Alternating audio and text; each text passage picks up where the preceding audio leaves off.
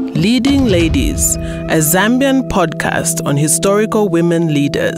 The assumption in our past has been women never played a part in holding important positions in leadership. In reality, some women have played important roles in both political and professional lives. Meet Malina Kajila Makhubalo, the career politician. Malina Kajila Chilila Makhubalo was born on 17th March 1940 in the then Balobale in Chavuma district to James Kapalo Chilila and Malina Chilila. She attended school at Litapi, Chitokiloki, Mukinge, and wrote her grade 9 at Chipembe, where she got good marks. Instead of going on to finish her O-levels, she decided to go to teaching school.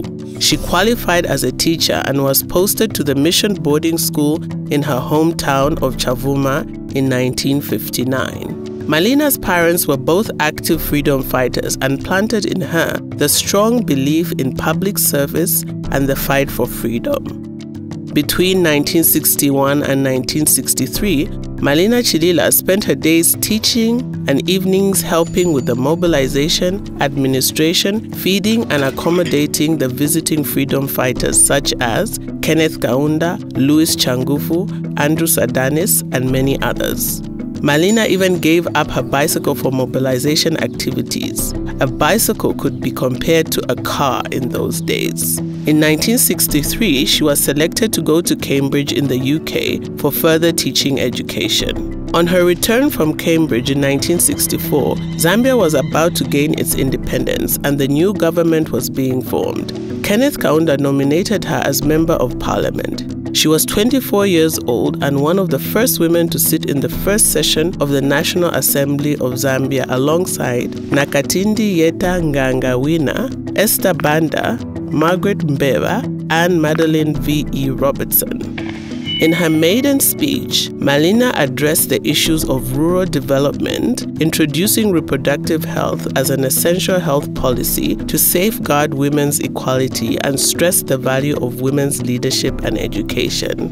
Malina was largely met with opposition, as at the time most male members continued the chauvinistic Victorian attitude. Throughout her time in Parliament and in her political career, Malina was not afraid to voice her contempt for negative male attitudes towards women, gender discrimination, and to advocate for equal opportunities for men and women in education and jobs. She remained Member of Parliament until 1967. After her stint in Parliament, Malina was appointed as First Secretary to the United Nations in charge of human rights and culture in 1967. She returned from her assignment at the UN in 1968.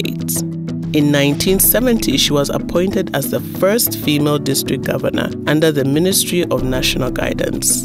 In 1971, she decided to go back to school and study law at the University of Zambia and was admitted to the bar in 1975. Thereafter, Kenneth Kaunda appointed her as legal advisor to the UNIP Central Committee, but she declined. She married Mr. John Makhubalo, a Zimbabwean lecturer in chemistry at the University of Zambia, on December 13, 1975, and left for the UK, where she worked for the High Commission in the Immigration Department.